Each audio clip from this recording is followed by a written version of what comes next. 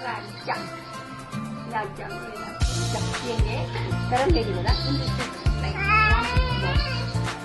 Mata-mata takut memilih.